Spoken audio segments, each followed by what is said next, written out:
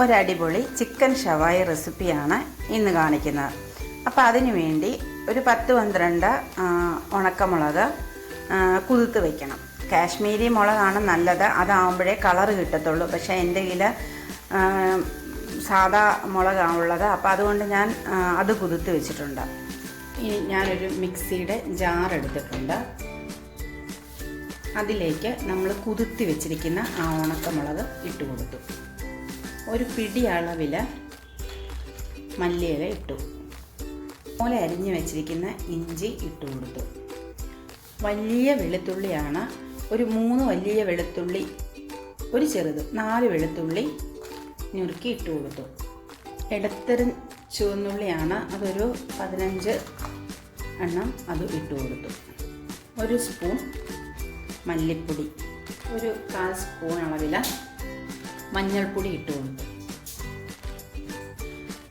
ഒരു 1/4 സ്പൂണ് മസാലപ്പൊടി ഇട്ട് കൊടുത്തു. ഇത് നമുക്ക് നല്ല കുറച്ച് വെള്ളം കൂടെ ചേർത്ത് നല്ല പേസ്റ്റ് പോലെ അരച്ചെടുക്കാം. അപ്പം നമ്മുടെ കൂട്ട് നല്ല പേസ്റ്റ് പോലെ നമ്മൾ അരച്ചെടുത്തിട്ടുണ്ട്. അപ്പം ഈ ഷവായി ചിക്കൻ ഉണ്ടാക്കാൻ വേണ്ടി നമ്മളൊരു കുക്കർ എടുത്തിട്ടുണ്ട്.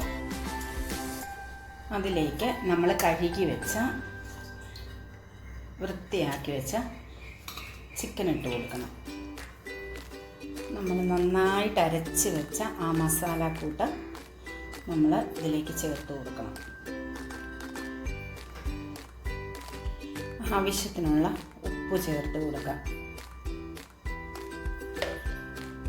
1 സ്പൂൺ അളവിൽ നമുക്ക് തൈരും ചേർക്കാം. 2 സ്പൂൺ തൈര് ഞാൻ ചേർത്ത് കൊടുക്കുന്നുണ്ട്. ഇനി നമ്മൾ ഇത് കൈ കൊണ്ട് നന്നായിട്ട് ഇളക്കി യോജിപ്പിക്കണം.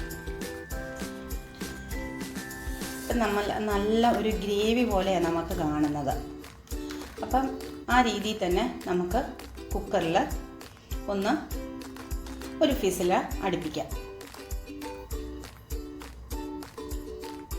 ഒരു 10-15 മിനിറ്റ് ഇതൊന്ന് റെസ്റ്റ് ചെയ്യിക്കണം. എന്നിട്ട് വേണം നമുക്ക് ഇത് കുക്കറിൽ അടിച്ചെടുക്കാം.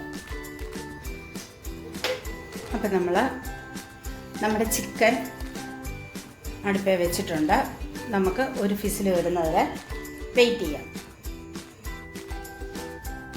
അപ്പം നമുക്ക് ഒന്ന് തുറന്ന് നോക്കാം. ഇനി നമുക്ക് ഒരു ഫ്രൈങ് പാൻ എടുത്ത് ഈ ചിക്കൻ എടുത്ത് അതിനകത്തൊന്ന് ഫ്രൈ ചെയ്തെടുക്കണം. നമ്മളൊരു ഫ്രൈങ് പാൻ വെച്ചിട്ടുണ്ട്.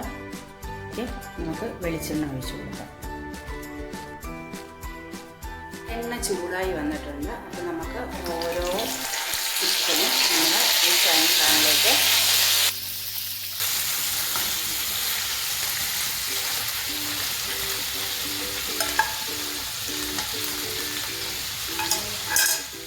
തീ കൂട്ടി വെച്ചിട്ട് നമുക്ക് ഇതൊന്ന് നന്നായിട്ട് ഫ്രൈ ചെയ്തെടുക്കാം. ഇപ്പം ഒരു വശം നന്നായിട്ട് മൂത്തിട്ടുണ്ട്. അപ്പം നമുക്ക് ഒന്ന് മറിച്ചിട്ട് കൊടുക്കാം. ഈ പരുവത്തിലാണ് നമ്മൾ ഫ്രൈ ചെയ്തെടുക്കേണ്ടത്.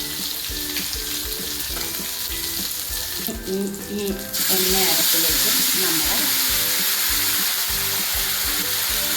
ആ ഗ്രേവി നമ്മൾ ഒഴിച്ച് കൊടുക്കും.